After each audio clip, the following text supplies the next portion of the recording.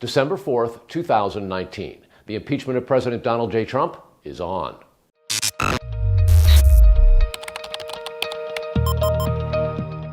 Welcome back to FrontPageLive.com. I'm Carl Cameron. In the wake of the preliminary inquiry by the House Intelligence Committee, now comes the Judiciary Committee and the actual impeachment proceeding. 4 renowned constitutional scholars, 3 Democrats and 1 Republican, laid out their cases for and against. Harvard Law professor Noah Feldman. President Trump has committed impeachable high crimes and misdemeanors by corruptly abusing the office of the presidency. Specifically, President Trump has abused his office by corruptly soliciting President Volodymyr Zelensky of Ukraine to announce investigations of his political rivals in order to gain personal advantage, including in the 2020 presidential election.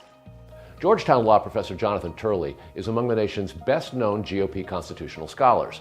He is not a Trump supporter, but argues that the Democrats have not made their case. I'm concerned about lowering impeachment standards to fit a paucity of evidence and an abundance of anger. I believe this impeachment not only fails to satisfy the standard of past impeachments, but would create a dangerous precedent for future impeachments. Professor Michael Gerhardt, University of North Carolina, argued that Trump's impeachable offenses are worse than Richard Nixon's Watergate scandal and will undermine the rule of law and another election. If left unchecked, the president will likely continue his pattern of soliciting foreign interference on behalf of the next election, and of course, his obstruction of Congress. If Congress fails to impeach here, then the impeachment process has lost all meaning. Stanford law professor Pamela Karlan described Trump's behavior as exactly what the founders most worried about: a president conspiring with foreign powers in self-interest counter to the national interest.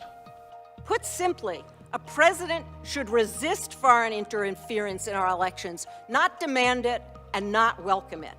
If we are to keep faith with our Constitution and with our republic, President Trump must be held to account.